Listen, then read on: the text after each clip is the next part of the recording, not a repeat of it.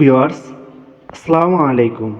আপনার প্রিয় শখের হাঁসের খামারের সুন্দর হাঁসের বাচ্চাগুলো চুনো পায়খানা করছে, বসে বসে ঝিমাচ্ছে, খাবার কম খাচ্ছে, মাথা নিচের দিকে দিয়ে পড়ে আছে, নাক দিয়ে নিঃশ্বাস নিতে কষ্ট হচ্ছে, শরীরে জ্বর থাকার কারণে চোখ ঘোলা হয়ে পড়ে পড়ে মারা যাচ্ছে, তাহলে আজকের ভিডিওটি আপনার জন্য। প্রিয় ভিউয়ার্স, উপরে বর্ণিত লক্ষণগুলো ছোট ছোট রোগ যেমন ঠান্ডা, জ্বর, পাতলা পায়খানা ইত্যাদির জন্য হতে পারে। ঠিক তেমনি বড় বড় রোগগুলো যেমন ডাক প্লেগ, ডাক কলেরা ছাড়াও যে সমস্ত মারাত্মক রোগগুলো রয়েছে সেগুলোর ক্ষেত্রেও এই লক্ষণগুলো প্রকাশ পেতে পারে। তবে হতাশ হওয়ার কিছু নেই, ধৈর্য ধরতে হবে এবং চেষ্টা করতে হবে কিভাবে এ সমস্যা থেকে মুক্তি পাওয়া যায়। কারণ হতাশা কখনোই কোনো সমস্যার সমাধান হতে পারে না। আর এ কারণেই হয়তোবা আল্লাহ তাআলা হতাশ হতে নিষেধ করেছেন এবং পরিশ্রম ও চেষ্টা করতে বলেছেন। তো চলুন ফিরে যাই মূল বিষয়ে। প্রিয় ভিউয়ার্স, হাঁসের রোগব্যাধি সাধারণত পরিবেশ, পরিস্থিতি ও বয়সের উপর নির্ভরশীল। আর এটা হওয়ার মূল কারণ হলো আমাদের অজ্ঞতা ও গাফিলতি। আসলে আমাদের উপর যত বিপদ আপদ আসে সেগুলো আমাদের নিজের হাতে কামানো।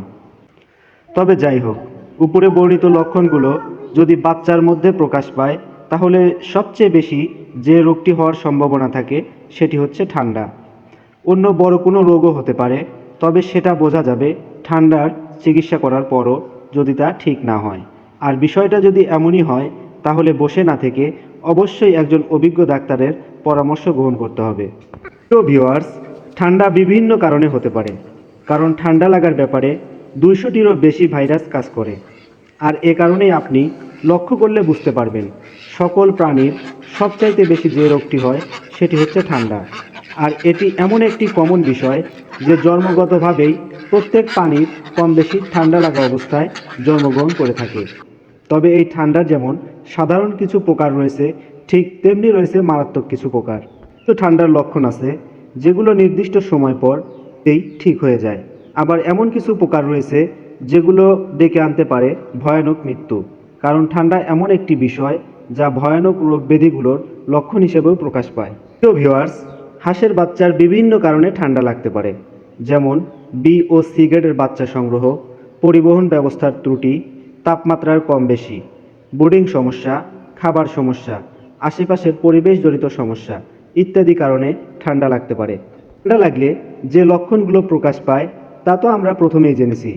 চুনা পায়খানা, বসে বসে ঝিমানো, জ্বর হওয়া, নাক দিয়ে পানি ঝরা, খাবার কম খাওয়া, পাগুলো সোজা করতে না পারা, দুর্বলতার কারণে মাথা ঘুরে পড়ে পড়ে মারা যাওয়া ইত্যাদি লক্ষণগুলো প্রকাশ পায়।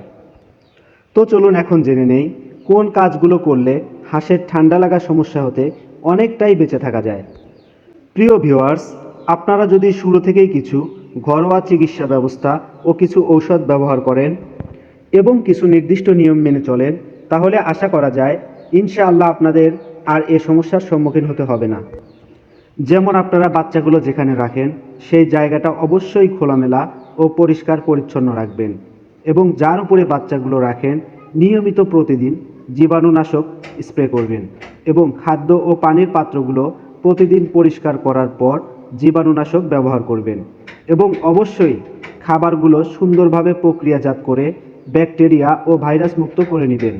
খাদ্য ও পানি পরিবেশনের ক্ষেত্রে খাদ্যের চেয়ে পানির পাত্র বেশি রাখবেন এবং খেয়াল রাখবেন পানির পাত্র থেকে বাচ্চা যেন গা ভিজাতে না পারে, কারণ এমন হলে আপনার বাচ্চাগুলো মারা যাবে। এবং অবশ্যই খেয়াল রাখবেন আপনার খাদ্য তালিকায় যেন শর্করা, আমিষ, প্রোটিন, স্নেহ পদার্থ, ভিটামিন, খনিজ লবণ, পানি ইত্যাদি উপাদানগুলো প্রয়োজন পরিমাণে থাকে।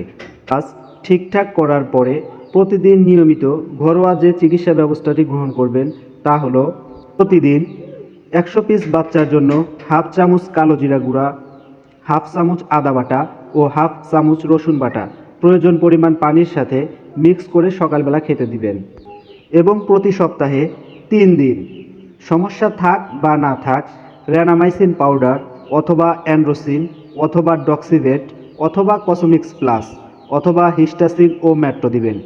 আশা করা যায় এই নিয়মগুলো মেনে চললে আপনারা আল্লাহ চান্ত এই সমস্যা হতে অনেকটাই মুক্ত থাকতে পারবেন।